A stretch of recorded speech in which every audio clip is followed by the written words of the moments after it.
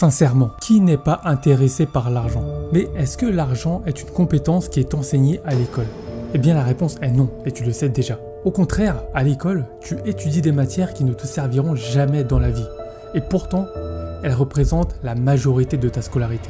Donc, pour t'en sortir, il va falloir le faire par toi-même, par tes propres moyens. Apprendre, lire, te former pour espérer vivre une vie au-dessus de la moyenne des gens. Parce que la majeure partie de la population se plaint du manque de pouvoir d'achat, qui n'ont pas les moyens de s'acheter ci, pas les moyens de s'acheter ça, pas les moyens de partir en vacances. Mais ce n'est pas de leur faute. Personne ne leur a appris les mécanismes de l'argent. Alors si aujourd'hui tu n'as pas la situation financière dont tu rêves, ni le lifestyle auquel tu aspires, alors tu rencontres probablement l'un des problèmes suivants. Manque de connaissances en matière de gestion financière, tendance à épargner excessivement ou insuffisamment, absence de planification financière pour l'avenir, hésitation à investir en raison de la peur du risque et besoin de conseils pour construire sa liberté financière. Si tu te reconnais dans l'un des problèmes que je viens de citer, alors il est de ton devoir et de ta responsabilité d'agir dès maintenant avant qu'il ne soit trop tard.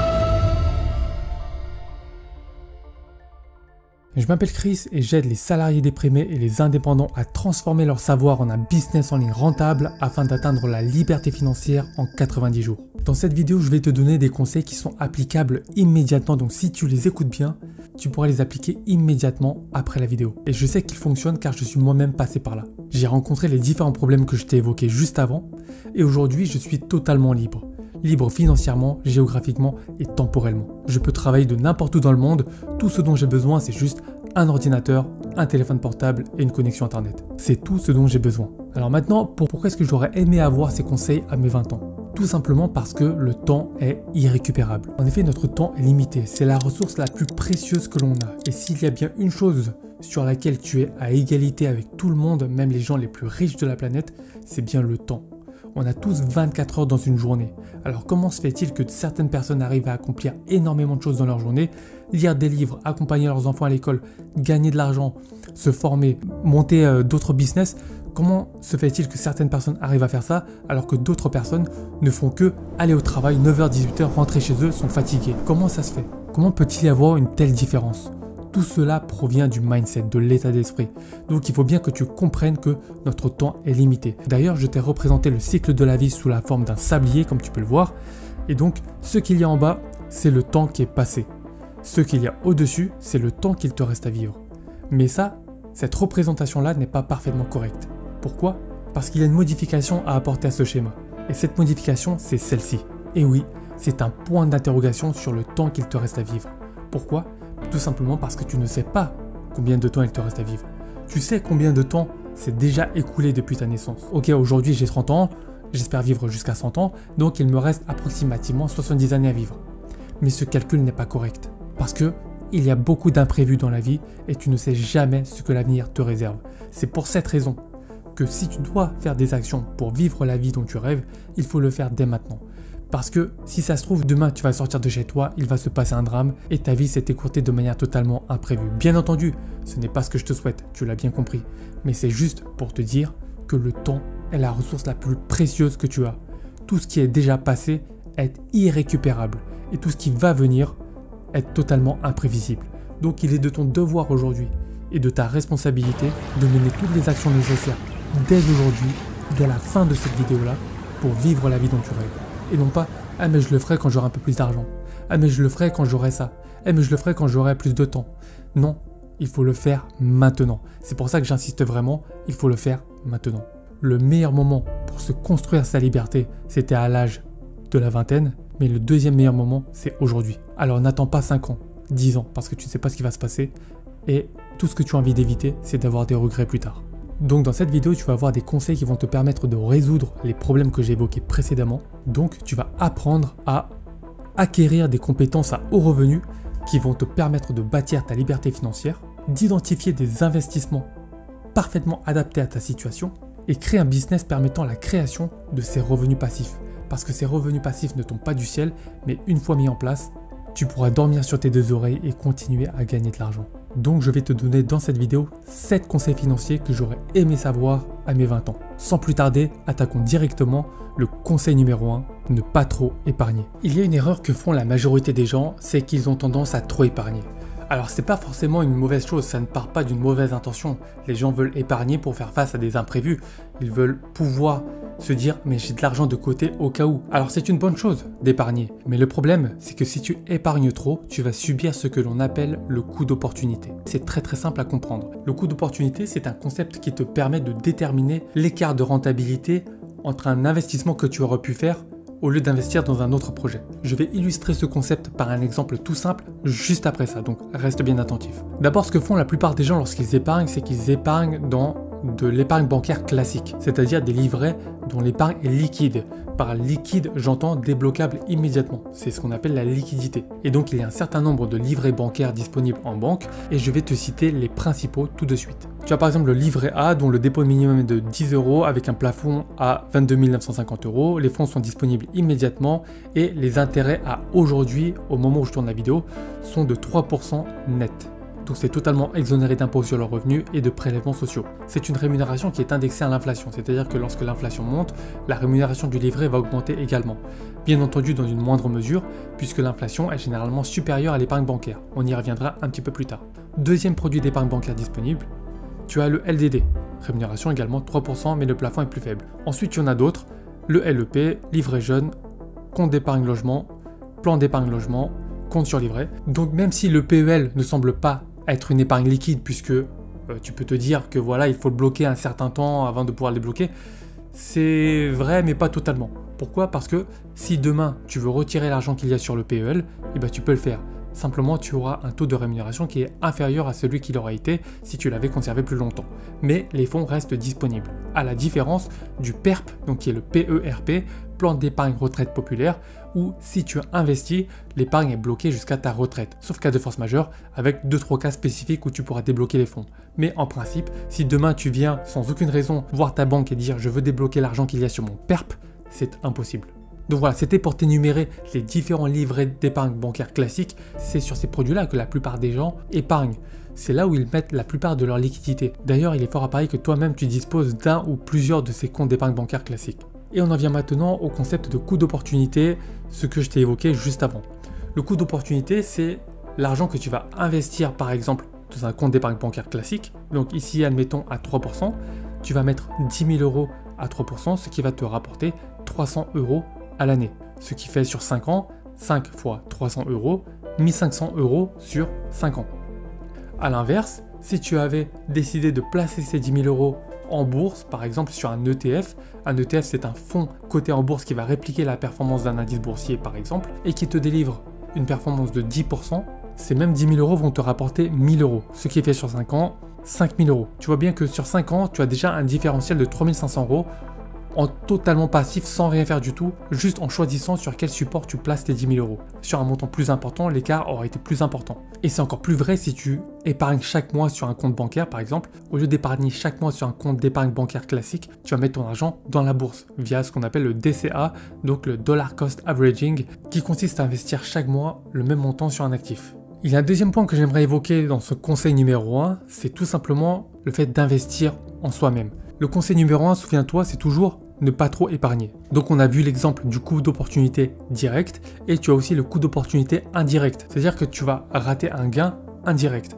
Laisse-moi t'expliquer ça. Je parle notamment de la formation, c'est-à-dire investir pour te former. L'argent que tu vas placer dans ton compte d'épargne bancaire va te rapporter 3%, mais c'est tout. Or cet argent, au lieu de le mettre sur un compte d'épargne bancaire classique, tu aurais pu l'utiliser pour te former, acquérir des compétences à haut revenu. Des compétences qui vont te permettre de bâtir un business et gagner beaucoup plus d'argent. Donc il faut penser en termes de retour sur investissement. Prenons un exemple tout simple. Donc ici j'écris ROI. Donc ROI c'est Return on Investment. Donc c'est retour sur investissement. On va prendre le cas de la majorité des gens. Ce qu'ils souhaitent faire, c'est gagner de l'argent sans jamais dépenser un seul euro. Donc ils vont dépenser 0 et ils vont conserver leur revenu à 1500 € net par mois.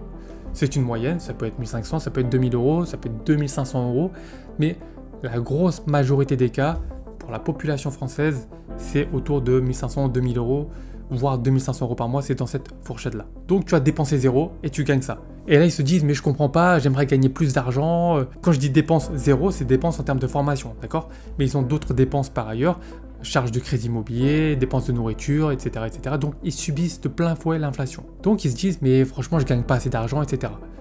L'autre partie, la partie la plus intelligente, ceux qui veulent sortir de la matrice, eh ben, ils vont se dire je vais investir l'argent pour me former. Donc ils vont dépenser 4000 € pour se former et quelques mois plus tard, grâce aux compétences qu'ils ont acquises, ils vont pouvoir générer 5000 € par mois de revenus. Donc à partir de ce moment-là, à partir du moment où ils ont acquis les compétences pour pouvoir générer ce montant par mois, ils vont générer 5000 € par mois et en un mois, ils auront déjà remboursé le prix de la formation.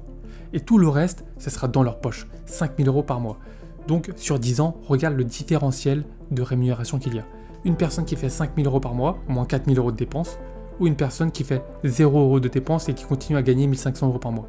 Quand je te montre les éléments chiffrés comme ça, dans quelle situation tu préfères être? Bien sûr, tu vas me répondre la deuxième situation, dépenser 4000 € pour gagner 5000 € par mois. Je suis quasiment certain que tu vas me dire ça. Pourtant, 95% des gens ne le font pas. Ils se disent je veux avoir ce résultat, mais ils ne mettent pas les moyens pour atteindre ces résultats. Bilan, 95% des gens se retrouvent dans la première situation et seulement 5% des gens suivent la deuxième voie. Donc ne tombe pas dans ce piège. Conseil numéro 2, ne pas garder jalousement ses connaissances. Premier point dans ce conseil numéro 2, il faut distinguer la mentalité de rareté de la mentalité d'abondance. Dans la mentalité de rareté, tu vas avoir peur de la concurrence, tu vas avoir peur de partager, tu vas avoir peur d'être dépassé. Mais le résultat de ça, c'est que tu vas perdre en réseautage, tu ne vas pas pouvoir faire de collaboration et également tu vas perdre en autorité puisque tu ne vas pas partager tes connaissances, les gens ne sauront pas que tu as telle connaissance et donc tu vas perdre en autorité. De l'autre côté, on a la mentalité d'abondance. Dans la mentalité d'abondance, au contraire, tu vas pouvoir faire des collaborations avec d'autres personnes de ta thématique et tu vas pouvoir surtout asseoir ton autorité puisque en partageant tes connaissances, les gens vont savoir que tu as tel type de connaissances, que tu as telle expertise dans telle thématique. À partir de ce moment-là, ils seront plus enclins à faire appel à tes services s'ils éprouvent le besoin de changer leur vie concernant ce domaine. Stephen Covey, dans son livre intitulé « Les 7 habitudes de ceux qui réussissent tout ce qu'ils entreprennent », a évoqué l'importance d'intégrer le partage des connaissances dans ses habitudes quotidiennes. Parce que pour lui, les relations humaines basées sur le rapport de force et la compétition ne conduisent pas à une réussite durable. Il y a très souvent 3 situations qui reviennent. Première situation, la situation perdant-gagnant où l'on choisit de perdre juste pour faire plaisir à l'autre. La deuxième situation, la situation gagnant-perdant où l'on croit que pour réussir, l'autre doit forcément perdre. La troisième situation est la situation perdant-perdant où si l'un doit perdre, il fera tout son possible pour que l'autre perde aussi. Dans ces 3 situations, il est impossible de gagner dans la durée. Il faut alors chercher une 4e solution. Et cette 4e solution, c'est la solution gagnant-gagnant, où chacun gagne quelque chose. Maintenant, illustrons ces situations dans une optique un peu plus business. Admettons que tu sois coach sportif et ton objectif, c'est d'aider les gens à créer le corps de leur rêve, à perdre des kilos en trop et à se dessiner un corps musclé et bien ferme. Dans la première situation qui est perdant-gagnant, c'est que tu es perdant et le client est gagnant, tu vas donner toutes tes connaissances gratuitement au client. Tu vas donner tout ce que tu as appris, tout ce que tu as expérimenté, toutes les erreurs que tu as effectuées. Tu vas transmettre ça gratuitement au client. Donc qu'est-ce qui se passe? Le client va avoir une très belle transformation physique, il va avoir une nouvelle vie, il a changé sa vie grâce à ta méthode, mais comme tu as tout donné gratuitement, eh bien, tu ne perçois aucune rémunération. Du coup, à un moment ou à un autre, ce n'est pas durable pour toi parce que si ça représente ton activité principale et que tu n'es pas rémunéré pour cela, ça va être compliqué de tenir dans la durée. Du coup, tu es perdant, les clients sont gagnants. Deuxième situation, tu vas facturer tes services à des clients pour leur apprendre à obtenir le corps de leur rêve. Les clients vont donc te payer pour cela. En revanche, toi, tu ne vas pas transmettre toutes tes connaissances. Tu ne vas donner qu'une infime partie de tes connaissances, mais tu vas le facturer à un prix très élevé. Par exemple, 5000 € par client. 6 clients fois 5000 égale 30 000 €. Tu vas gagner 30 000 €, mais comme tu ne leur as pas donné toutes tes connaissances, peut-être par jalousie ou peut-être parce que tu n'as pas envie de partager, eh bien les clients n'auront pas de résultats. Comme ils n'auront pas de résultats, ils ne vont pas te recommander et pire encore, ils vont te mettre des mauvais commentaires, des mauvais avis et donc tu ne vas pas tenir dans la durée. Troisième situation, perdant-perdant, c'est-à-dire que tu ne vas pas transmettre toutes tes connaissances aux clients, tu gardes ça pour toi. Les clients ne te payent pas non plus, ils estiment qu'ils n'ont pas toutes les connaissances nécessaires et que tu ne leur transmets pas tout. Du coup, tu n'es pas rémunéré, donc tu ne gagnes rien du tout et les clients ne gagnent rien du tout puisque tu ne leur transmets pas toutes les informations dont ils ont besoin pour obtenir le corps de leur rêve. C'est une situation perdant-perdant. Maintenant, on va passer à la situation gagnant-gagnant où tu vas transmettre toutes tes connaissances, ton expérience, tes erreurs passées, tu vas tout transmettre aux clients sans rien garder pour toi. Les clients vont avoir une excellente transformation physique puisqu'ils auront toute ton expérience, toutes tes connaissances. Ils vont être extrêmement satisfaits. toi, tu vas facturer ces services-là à ses clients. Donc ces clients seront ravis de te payer et comme ils ont eu une excellente transformation physique, ils vont faire des recommandations, un super témoignage, ça va te rapporter d'autres clients, ça va nourrir et grossir ton business et c'est comme ça que tu vas tenir dans la durée. Non seulement tu changes la vie des gens positivement, mais en plus tu es rémunéré pour cela. C'est cette situation-là que je vais te recommander d'adopter pour ton business. Et cela passe par le partage de tes connaissances. Maintenant, le deuxième point de ce conseil numéro 2, c'est vraiment les 7 raisons pour lesquelles tu devrais partager tes connaissances dès maintenant toi aussi. Tout d'abord, l'enrichissement personnel, parce que le fait d'expliquer un sujet à une personne va te permettre de voir les choses d'une manière un peu différente, d'un autre angle, et donc de consolider tes connaissances. Avoir des connaissances c'est une chose, mais transmettre ces connaissances à une autre personne ne va que consolider ton expertise dans ce domaine, puisque ça te force à le voir d'une autre manière pour le vulgariser et le réexpliquer. Donc c'est aussi très bénéfique pour toi. Amélioration de la communication. Forcément, en essayant d'expliquer avec des mots simples, tu vas améliorer ta manière de communiquer. Tu seras donc beaucoup plus pédagogue et ça va énormément te servir pour tes futurs business. Création d'un réseau professionnel. Partager tes connaissances attirera d'autres personnes intéressées par le même sujet et tu seras donc plus à même de créer un réseau et donc développer ton réseau. Et on le sait très bien que le réseau peut être très important dans le business. Contribution à la communauté. Le fait de changer des vies, d'avoir un impact positif dans la vie des gens peut être un réel signe d'épanouissement personnel. Ça fait référence notamment à l'une des 4 branches de l'ikigai. L'ikigai, pour faire simple, c'est un concept qui relie 4 fonctions, ce que tu aimes faire, ce pourquoi tu es doué, ce dont le monde a besoin et ce pourquoi tu veux être payé. D'accord? Et donc, le fait de partager tes connaissances, de changer la vie des gens, ça répond à l'une de ces 4 fonctions. Développement de l'innovation. Parce que quand tu partages tes connaissances, d'autres personnes vont également partager leurs propres connaissances, ce qui va favoriser le brainstorming et donc permettre de résoudre des problèmes que tu n'aurais pas forcément vus tout seul. Ça permettra à tout le monde de gagner en efficience. Construction de la réputation et du leadership. Ici, ça consiste vraiment à construire ton autorité. Partager tes connaissances, c'est montrer à tout le monde que tu es un expert dans le domaine. En tout cas, pas un expert, mais des connaissances pointues sur le sujet. Et donc, tu vas asseoir ton autorité. Et enfin, la croissance financière. Puisque si tu as cette autorité, les gens vont tout de suite s'adresser à toi s'ils ont une problématique qu'ils souhaitent résoudre dans ta thématique. Et pour résoudre ce problème, les clients vont être prêts à payer très cher. Et c'est comme ça que tu vas te développer financièrement. Conseil numéro 3, comprendre les mécanismes de l'argent. Il convient tout d'abord de faire la distinction entre un actif et un passif. Robert Kiyosaki, dans son livre intitulé « Père riche, Père pauvre », dit que l'argent n'est pas une compétence qui est enseignée à l'école mais à la maison. Les parents pauvres enseignent à leurs enfants à devenir pauvres. Mais ce n'est pas de leur faute, personne ne leur a appris les mécanismes de l'argent. D'ailleurs, j'avais lu une étude où il y avait 2 groupes d'enfants. Un groupe d'enfants issus de milieux très pauvres.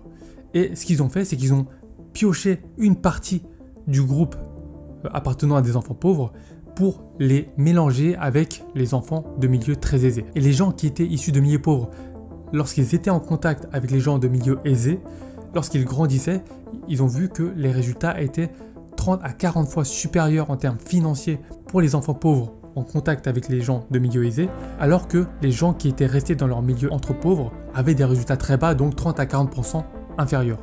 Ça montre bien que, d'une part, tu es la moyenne des 5 personnes que tu fréquentes le plus, et d'autre part, comprendre les mécanismes de l'argent ne peut que te permettre de te développer financièrement. Les enfants pauvres ont appris des enfants riches qui eux-mêmes ont appris de leurs parents qui étaient riches, alors que les enfants pauvres ont continué à apprendre de leurs parents pauvres. En tout cas, Robert Kiyosaki souligne l'importance d'accumuler un maximum d'actifs et diminuer au maximum les passifs dans son patrimoine.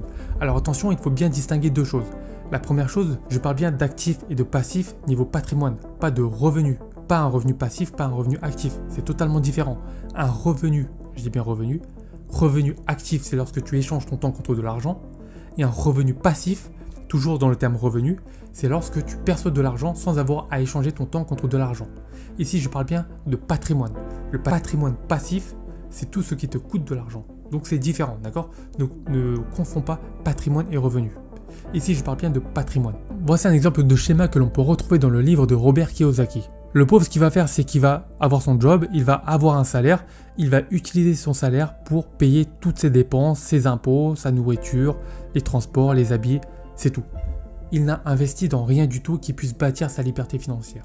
Maintenant, voyons ce que fait la classe moyenne. La classe moyenne a un job, va avoir son salaire, va utiliser son salaire pour lever de la dette, ici et investir dans de l'immobilier notamment, va également l'utiliser pour contracter des crédits bancaires à la consommation, crédits pour ses voitures, etc. Ensuite, ces dettes vont permettre de payer son emprunt immobilier, sa voiture, les études, etc. C'est mieux, mais ce n'est pas encore ça. Voyons maintenant ce que font les riches. Ils ont préalablement investi au maximum sur des actifs, tout ce qui est immobilier, actions, obligations, et ces actifs-là vont générer toutes sortes de revenus, donc des loyers, des dividendes, des intérêts, des royalties, et ces revenus-là, issus de ces actifs, vont permettre de payer ses dépenses, les taxes, l'emprunt immobilier, notamment via les loyers qu'il perçoit, et ainsi de suite. Tu vois très bien la différence. La différence, c'est que le pauvre va utiliser son revenu pour payer ses dépenses, alors que le riche, lui, va l'utiliser pour acquérir des actifs. Ces actifs-là vont produire des revenus qui vont lui permettre de payer toutes ses dépenses. Donc, c'est totalement différent. Tous les actifs produisent un revenu qui est passif. Et c'est ce revenu passif qui va permettre de payer toutes les dépenses. Totalement différent. Donc même si la personne ne travaille plus ou perd son travail, eh bien les actifs vont quand même continuer à pouvoir payer ses dépenses. Maintenant faisons un petit exercice ensemble. Tu vas me dire pour les éléments suivants s'il s'agit d'un actif ou d'un passif. Donc dis-le-moi. Donc on va commencer par un appartement en résidence principale. Selon toi, s'agit-il d'un actif ou d'un passif? Eh bien il s'agit d'un passif. Pourquoi? Parce qu'un appartement en résidence principale te coûte de l'argent. Tu vas payer les crédits, tu vas payer les charges de copropriété, tu vas payer la taxe foncière, tu vas payer l'assurance, tu vas payer un certain nombre de choses qui font que ça te coûte de l'argent, ça ne te rapporte pas de l'argent. Deuxième élément, un appartement en location. Bien entendu, tu l'auras deviné, il s'agit d'un actif. Pourquoi? Parce que si tu as fait les choses correctement, tu as fait le calcul de rentabilité de sorte que le loyer couvre l'intégralité de tes charges. Le loyer va payer le crédit, les assurances, l'électricité, l'eau, les charges de copropriété, va payer l'intégralité de sorte même qu'il puisse même te rester un petit excédent à la fin qu'on appelle le cash flow. Dans tous les cas, un appartement en location te rapporte de l'argent. Troisième élément, une voiture de sport. À ton avis, il s'agit d'un passif. Encore une fois, une voiture de sport va te coûter de l'argent. Quatrième élément, une voiture pour un taxi. Oui, c'est un actif. Sans voiture, un taxi ne peut pas gagner de l'argent. C'est son gagne-pain, d'accord? C'est son outil qui lui permet de générer de l'argent. Sans ça, il ne peut pas gagner de l'argent. Donc, c'est un actif dans son cas. Dernier élément, la publication d'un livre. Eh bien oui, là, c'est encore une fois un actif. Pourquoi? Parce que une fois que tu as travaillé, une fois que le livre est prêt et qu'il est publié, il peut te rapporter de l'argent dans 1 an, dans 5 ans, dans 10 ans, sans même avoir à travailler en plus. Tu travailles une seule fois et le livre ensuite va travailler pour toi. Donc, clairement, c'est un actif. Et pour faire la différence avec ce que je t'ai dit juste avant entre patrimoine et revenu, ici c'est un patrimoine, donc c'est un actif qui va te générer des revenus passifs. Tu vois, c'est les deux là. C'est un actif qui génère des revenus passifs. Revenus pour lesquels tu n'as pas besoin d'échanger ton temps contre de l'argent. Souviens-toi bien de cette subtilité. Maintenant que tu as bien saisi ce concept d'actif et passif, je voulais te parler d'un autre livre de Robert Kiyosaki qui a bien théorisé le cadran du cash flow. Qu'est-ce que c'est? C'est tout simplement un livre qui explore les différentes manières de gagner de l'argent et où on peut les classer en 4 catégories. E, T, P et I. Un employé, c'est tout simplement une personne, salariée par exemple, et c'est peut-être ton cas, qui va aller travailler et qui va percevoir un salaire en échange. Donc ici, c'est la définition même d'échanger son temps contre de l'argent. Ensuite, T, c'est travailleur indépendant. Un travailleur indépendant, c'est déjà un peu mieux parce qu'il n'a pas de patron, mais il va toujours échanger son temps contre de l'argent. C'est-à-dire que par exemple, tu es graphiste, on va dire que tu dessines des logos pour des sociétés. Si tu ne dessines plus le logo, tu n'es plus payé. Donc tu échanges ton temps contre de l'argent. Ça, c'est travailleur indépendant. Ensuite, on a la lettre P qui correspond à propriétaire d'entreprise. Ici, tu as mis en place un système qui va travailler pour toi. Tu vas peut-être aussi avoir des gens qui vont travailler pour toi et en tout cas, qui va tourner en automatique, ce qui fait que tu vas percevoir de l'argent sans avoir à échanger ton temps pour cela. Et enfin, on a la lettre I qui signifie investisseur, qui est l'étape ultime où tu vas allouer un certain montant de ton capital pour l'investir dans tel ou tel domaine, ce qui va te rapporter de l'argent, des revenus passifs, et donc tu n'as aucunement besoin d'échanger ton temps contre de l'argent, tu n'as même pas besoin de gérer quoi que ce soit, puisque tout ce que tu as à faire, c'est d'investir. Ton objectif à toi, c'est de passer de la partie gauche, c'est-à-dire employé ou travailleur indépendant, à la partie droite, propriétaire d'entreprise ou investisseur. C'est la partie où tu es totalement libre financièrement, géographiquement et temporellement. Pourtant, il y a un vrai problème. Le problème, c'est que 95% de la population se situe à gauche alors qu'ils détiennent 5% des richesses. Et 5% de la population se situent à droite et détiennent 95% des richesses.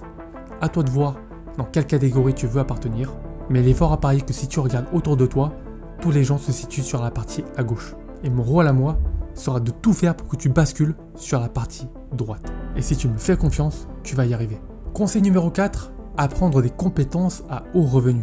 Pour moi, la compétence la plus importante au monde, c'est la vente. Il y en a plein d'autres des compétences à haut revenu, mais il y a de la vente absolument partout.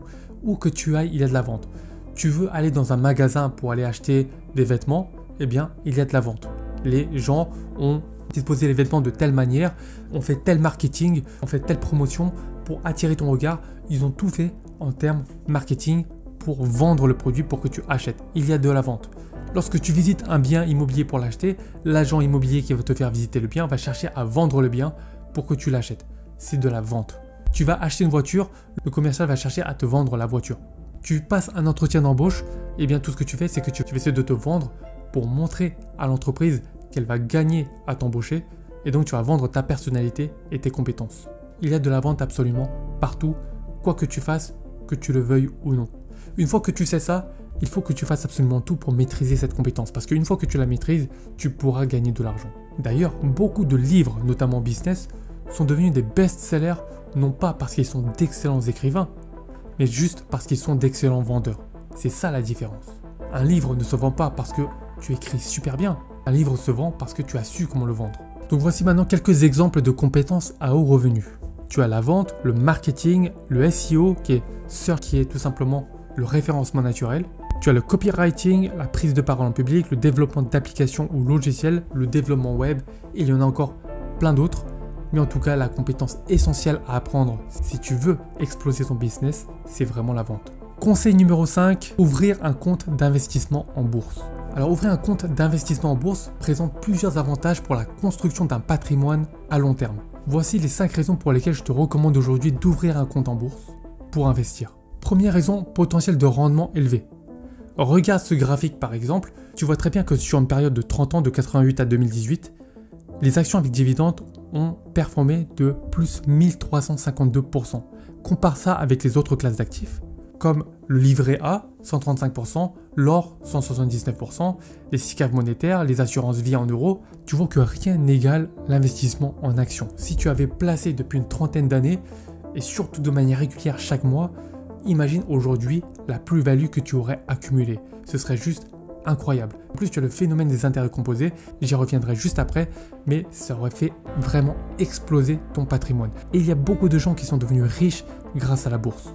Donc c'est vraiment un domaine à ne pas négliger. Point numéro 2, battre l'inflation. L'inflation est la hausse généralisée et continue des prix. Admettons, tu as 100 € sur ton compte. Au bout d'un an, tu te dis, mais j'ai toujours 100 €, ça ne change rien, j'ai toujours de l'argent. Eh bien non, les 100 € aujourd'hui ne valent pas 100 € d'il y a un an. Pourquoi? Parce qu'il y a eu une augmentation des prix. Admettons aujourd'hui, je dis n'importe quoi, d'accord? Tu achètes ta baguette de pain, elle est à 80 centimes, et dans un an, tu achètes ta baguette de pain, elle est à 1,20 €. Eh bien, tu as beau avoir 100 € sur ton compte, ça reste 100 €, mais le fait d'acheter une baguette de pain ne va plus te coûter 80 centimes, mais va te coûter 1,20 €. Tu vois que ça te coûte plus cher. Et là, je te parle de la baguette de pain, mais il faut faire ça pour tous les produits de la vie quotidienne. C'est-à-dire la lessive, la nourriture, les biscuits, les crèmes, les gels douche, tout ce qui concerne la vie quotidienne a augmenté. Et ça, c'est ce qu'on appelle l'inflation. Et ça, c'est vraiment traître puisque tu ne le sens pas directement. Tu regardes ton compte bancaire, tu vois toujours le même montant et tu penses que tu peux acheter la même chose avec le même montant. Or, c'est totalement faux. Regarde par exemple ce graphique, tu vois l'évolution de l'inflation depuis les années 90 jusqu'à aujourd'hui. Tu vois qu'au début des années 90, on était autour de 3% d'inflation. Ensuite, ça a bien baissé dans les années 2006 à 2010. Et dernièrement, on est plutôt autour de 5%. C'est pour ça que tu vois beaucoup de gens manifester pour leur pouvoir d'achat et qui disent partout dans les journaux, tu vois ça absolument partout, les prix ont augmenté, on n'a plus les moyens, on a besoin de l'aide du gouvernement. Tu vois des gens manifester partout. Mais au lieu d'aller manifester, au lieu de te plaindre, cherche des moyens de gagner plus. C'est le meilleur conseil que je puisse te donner puisque tu n'as pas une possibilité d'action, tu n'as aucun moyen d'agir sur l'augmentation des prix. Par contre, tu as la main sur le fait de générer plus d'argent pour toi. Et donc, c'est de ta responsabilité de le faire. Point numéro 3, l'accès à diverses classes d'actifs. Donc ici, on est sur le site bourse de DeGiro. D'ailleurs, DeGiro, c'est la plateforme que je recommande pour ouvrir ton compte bourse. J'ai mon compte dessus, donc je te le recommande également. C'est la plateforme qui a les frais de courtage parmi les plus faibles du marché. Et en plus, c'est totalement fluide, hyper facile à comprendre et tu as quasiment accès à tout au sein d'une même plateforme. Donc honnêtement, il n'y a plus à hésiter. C'est imbattable. J'avais passé des heures à comparer les frais avec différents autres courtiers en ligne. Honnêtement, c'est imbattable. Tu peux faire l'exercice toi-même si tu ne me crois pas. Compare les frais de tous les courtiers en ligne. Tu verras que DEGIRO se place tout en haut. D'ailleurs, si ça t'intéresse de bénéficier de 100 € de frais de courtage offerts pour commencer à placer tes ordres de bourse totalement gratuitement, je te mets un lien dans la description. Passe par ce lien pour ouvrir ton compte en bourse et tu bénéficieras automatiquement de 100 € de frais de courtage offerts. Ici, je voulais juste te montrer les différentes classes d'actifs. Ici, tu as les indices boursiers, tu as les actions, tu as les devises, tu as les futures, donc ce sont des contrats à terme. Tu as également les matières premières, donc tu as accès à plein de classes d'actifs différentes. Moi, je te conseille dans un premier temps de rester sur les actions puisque c'est le plus simple à comprendre. Raison numéro 4 d'investir en bourse, la flexibilité et la liquidité. Il n'y a pas plus simple. Si tu investis dans une action aujourd'hui et que dans 2 heures tu veux sortir, tu veux vendre l'action, tu peux le faire. Allons même dans l'extrême, tu veux acheter une action, quelques minutes plus tard la revendre, tu peux le faire. C'est extrêmement liquide. Par liquidité, j'entends la facilité à retirer de l'argent. Et point numéro 5, te construire un patrimoine à long terme, notamment grâce aux intérêts composés. C'est un concept extrêmement puissant qui dit que plus tu investis en bourse, plus tu vas avoir des intérêts. Et ces intérêts, chaque année, vont eux-mêmes générer des intérêts. Donc, admettons la première année, tu gagnes 100 € d'intérêt. La deuxième année, tu as ton capital plus les 100 € d'intérêt qui vont générer des intérêts. Donc ça va devenir 200 €. Ces 200 € vont eux-mêmes produire des intérêts. Et ainsi de suite, ça va monter de manière exponentielle. Et c'est ça que je vais te montrer dans l'exemple juste maintenant. Ici, on est sur une calculatrice d'intérêts composés et on va faire un exemple tout simple. Admettons que tu vas investir 10 000 €. On ne va pas faire de versement régulier pour l'exemple et on va dire un taux moyen de 5%. C'est ce qu'on arrive à obtenir par exemple avec des ETF assez sécurisés comme le S&P 500. Ici, on va mettre le calcul une fois par année pour les intérêts. Et l'horizon de placement, regarde, ça va être très important. On va mettre 5 ans. 5 ans pour commencer et tu vas voir que le nombre d'années est très important puisque plus tu attends longtemps, plus les intérêts composés vont se cumuler et ça va monter de manière exponentielle. Regarde-moi ça. Ici, en investissant 10 000 €, après 5 ans, à 5%, tu vas gagner 2 000 €. Et regarde comment se présente le graphique. Ce qui est en bleu clair ici, c'est la valeur du placement. Et ce qui est en bleu foncé, ce sont les intérêts gagnés. Donc tu vois très bien que la valeur du placement représente une majeure partie par rapport aux intérêts gagnés. La part du capital est vraiment beaucoup plus importante par rapport aux intérêts gagnés. Maintenant, regardons sur une période beaucoup plus longue. Allez, je vais dire pour l'exemple 50 années. Ça, c'est vraiment pour l'exemple, c'est pour te montrer la différence, d'accord? Et on va voir la différence. On va pas regarder le montant parce que voilà, c'est sur 50 ans. Mais regarde-moi la différence. Maintenant, c'est totalement l'inverse. La valeur du placement représente une part minimale par rapport au total des intérêts gagnés. Tu vois très bien que plus tu attends longtemps, plus les intérêts vont générer d'autres intérêts entre eux, vont générer encore d'autres intérêts entre eux, et donc ça va se cumuler de manière exponentielle. Et c'est ça qui va vraiment t'enrichir. C'est pour ça que si tu peux investir dès maintenant en bourse, fais-le, même si tu n'as pas beaucoup de capital. Fais-le dès maintenant. Si tu as un capital, eh bien commence dès maintenant. Commence à mettre par exemple 5 000 ou 10 000 € et investis chaque mois 100 € par exemple. Et crois-moi, dans 10, 15, 20 ans, tu vas me remercier puisque je ne te recommande d'investir que de l'argent dont tu n'as pas besoin maintenant, actuellement. D'accord ?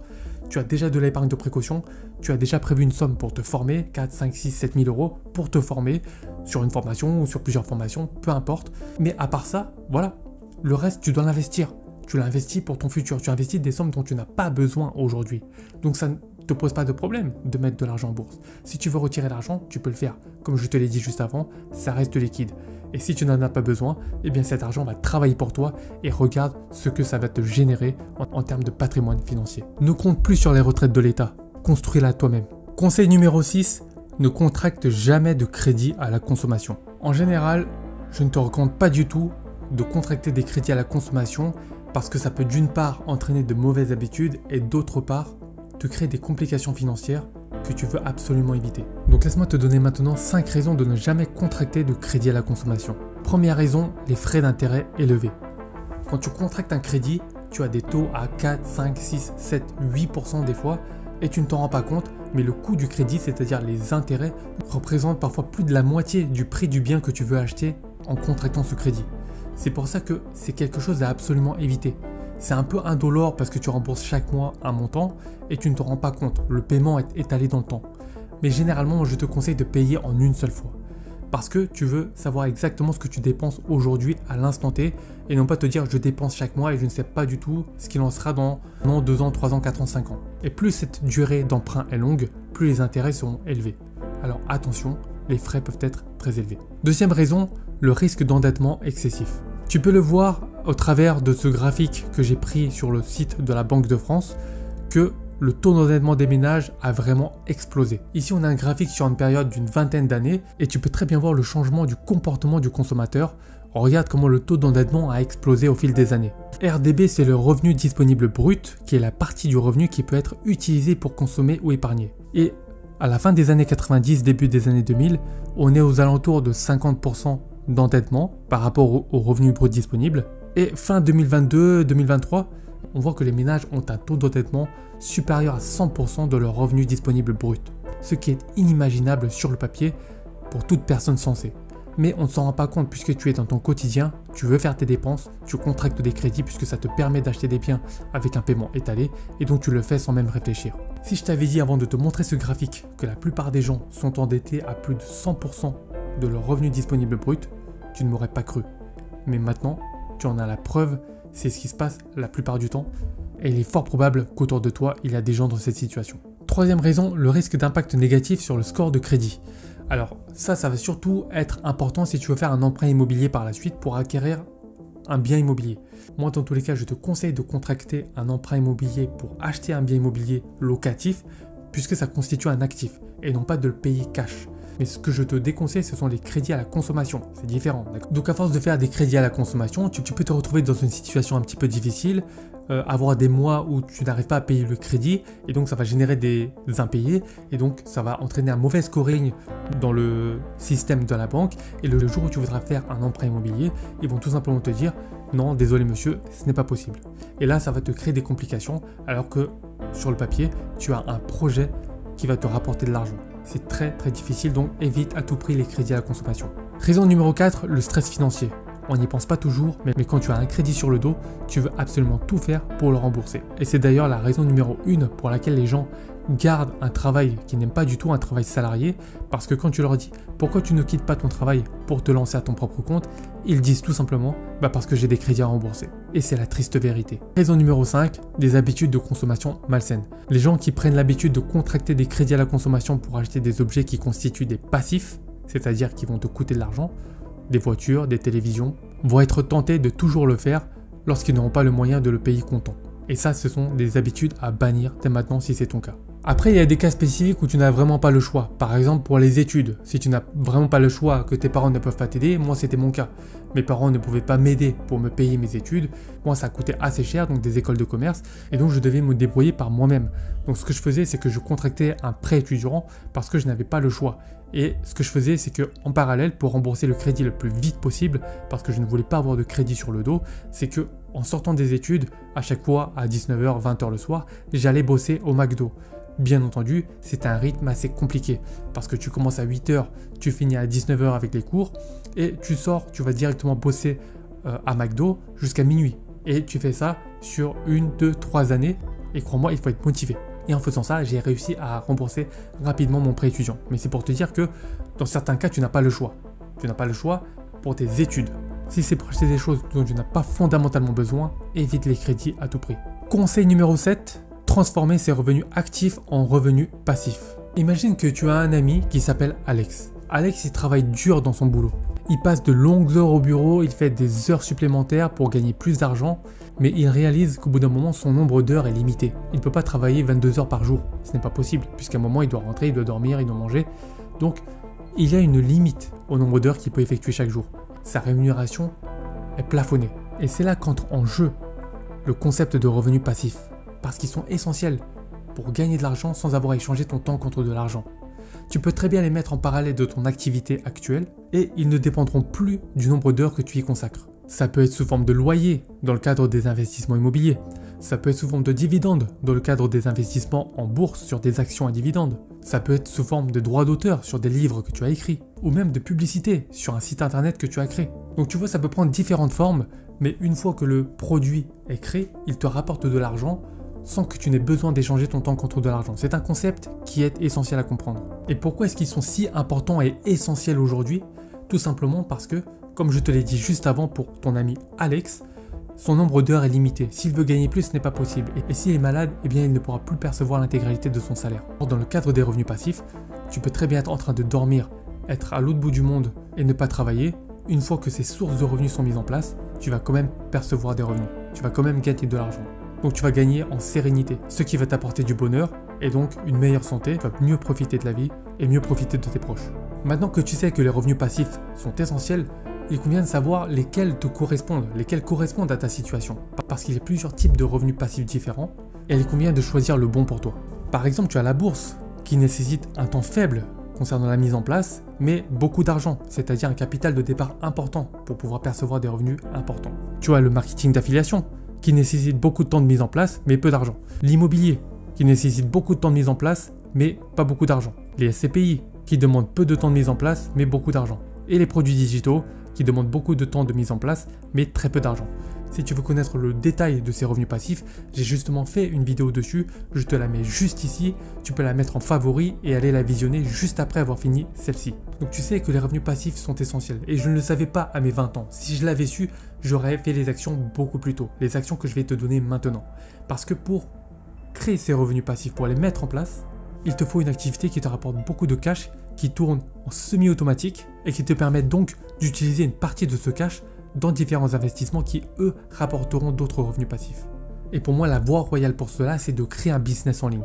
Quand tu crées un business en ligne sur la base de produits digitaux, tu vas mettre en place un système qui va commencer à travailler pour toi. Ça va nécessiter beaucoup de travail au départ, mais une fois mis en place, ça va tourner en semi-automatique puisque tu vas pouvoir de plus en plus déléguer les tâches qui ne sont pas créatrices de valeur et te concentrer sur ta zone de génie. Et là, ton business va te rapporter de l'argent. Un business en ligne basé sur les produits digitaux te permettra de gagner le plus d'argent puisque le taux de marge est extrêmement important. Ça va être entre 80 et 90% de marge, de bénéfice. Contrairement aux produits physiques qui va tourner autour de 10, 20, voire 30% au maximum, ce qui n'a rien à voir. Donc moi, c'est vraiment ce que je te recommande, mettre en place un business en ligne basé sur les produits digitaux afin de te créer une source de revenus importante et récurrente qui vont te permettre de diversifier tes investissements et te créer d'autres sources de revenus passifs et donc d'avoir une multiplicité de revenus passifs. Et c'est à partir de ce moment-là que tu auras une réelle liberté financière. En résumé, tu passes d'une situation où tu manques de connaissances financières, tu as tendance à épargner excessivement, où tu subis une absence de planification financière, tu hésites à investir par peur du risque et où tu as besoin de conseils pour construire ta liberté, à une situation rêvée où tu as des compétences à haut revenu qui t'ont permis de bâtir ta liberté financière, tu as lancé un business en ligne au service de ta vie, te permettant de vivre la vie de tes rêves sans aucune contrainte et où les revenus provenant de ton business t'ont permis de faire des investissements qui t'apportent des revenus stables. Donc imagine comment serait ta vie aujourd'hui si à tes 20 ans tu avais mis en place tout ça. Tu as un business en ligne qui travaille pour toi, qui t'ont permis d'investir dans différents domaines, la bourse avec les dividendes, l'immobilier avec les loyers, tu as différentes sources de revenus. Aujourd'hui, tu as délégué la majeure partie des tâches non créatrices de valeur pour ton business en ligne et toi tu ne te concentres juste sur les 20-80, c'est-à-dire les 20% de travail qui apportent 80% des résultats et donc aujourd'hui tu es totalement libre. Imagine cette situation-là, tu voyages quand tu veux, où tu veux, sans demander la permission à personne et tu sais que quoi que tu fasses, tu vas avoir des revenus qui tombent. Tu vas dormir aujourd'hui, tu vas te réveiller le lendemain et tu vas regarder sur ton compte bancaire, tu vas avoir de l'argent qui tombe en automatique. Est-ce que ce n'est pas la vraie vie? Est-ce que ce n'est pas ça le vrai bonheur? Parce que ça va te permettre de faire plein de choses. Quand tu sors faire des courses, tu ne vas plus compter. Quand tu vas aller au restaurant, tu ne vas plus regarder le prix sur la carte. Tu vas regarder juste ce que tu as envie de manger. Quand tu vas aller voyager, tu ne vas pas regarder le prix du billet d'avion. Quand tu vas réserver ton hôtel 5 étoiles, tu ne vas pas regarder mais à combien est le prix de la nuit. Ce ne sera plus du tout les mêmes problèmes. Et comme j'ai cette vie de liberté, je voyage quand je veux, où je veux, si je veux, sans demander la permission à qui que ce soit. D'ailleurs, au moment même où je tourne cette vidéo-là, demain, je pars un mois en Asie pour faire le tour dans plusieurs pays. Et à qui est-ce que j'ai demandé l'autorisation? À personne. Et je vais aller dans des hôtels 5 étoiles, profiter et je vais te partager ça sur les réseaux. Donc maintenant, si tu souhaites que je t'accompagne pour transformer ton savoir en un business en ligne rentable afin d'atteindre la liberté financière en 90 jours, sans faire d'erreur, avec une méthode qui marche pour toi, et même si tu es débutant ou alors que tu as déjà essayé mais que tu n'as eu aucun résultat, je peux t'aider. Pour ça, tu peux réserver un appel téléphonique avec moi, totalement gratuit. où j'analyserai ta situation, tes blocages et où je te proposerai un plan d'action concret. Par contre, attention, ne réserve l'appel que si tu es réellement motivé et si tu es prêt à effectuer toutes les actions nécessaires dès aujourd'hui pour atteindre ton objectif. Eh bien, c'est le premier lien en description, je t'invite à cliquer dessus immédiatement pour réserver ton créneau.